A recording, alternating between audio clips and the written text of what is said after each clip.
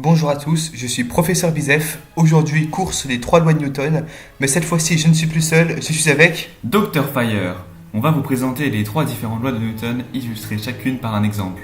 Pour commencer, nous allons expliquer ce qu'est un référentiel galiléen. Il s'agit d'un objet par rapport auquel est étudié le mouvement, c'est-à-dire par sa vitesse et sa trajectoire. Il existe une infinité de référentiels, mais on en utilise généralement 3.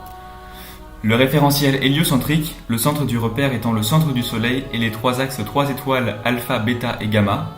Le référentiel géocentrique, le centre du repère étant le centre de la Terre et les 3 axes 3 étoiles alpha, bêta et gamma.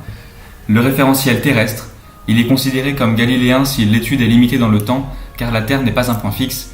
Le centre sera l'objet à étudier et les 3 axes forment un trièdre direct. Maintenant que nous avons expliqué cela, voici la première loi de Newton. Dans un référentiel galiléen, tout système isolé ou pseudo-isolé est soit immobile, soit en mouvement rectiligne uniforme, ce qui veut dire en ligne droite et à une vitesse constante.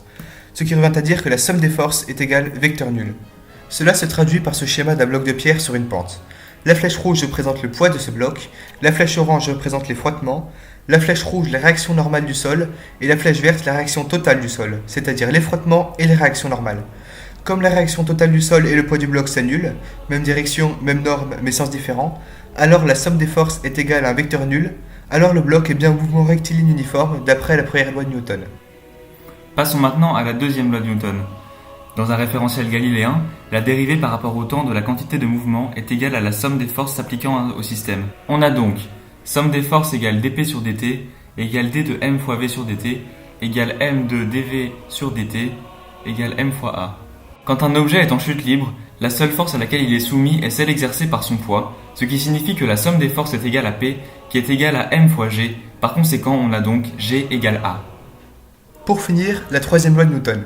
Dans un référentiel galiléen, tout objet A exerçant une action mécanique sur un objet B, noté F de A sur B, subit en retour une action mécanique notée F de B sur A, de même norme, de même direction, mais de sens différent. Nous avons une magnifique illustration où un homme frappe un mur. La force que son poing exerce sur le mur est de même valeur et de même direction que la force exercée par le mur sur le poing, mais pas le même sens. Il faut préciser que la flèche de la force du mur sur le poing a été volontairement mal placée, par souci de clarté. Normalement, elle aurait dû se trouver sur le bord gauche sur la main de l'individu. C'est tout pour les lois de Newton, nous n'irons pas plus loin dans la mécanique pour l'instant. J'espère qu'avec nos magnifiques exemples, vous arriverez à les retenir facilement. On remercie Dr Fire pour sa participation.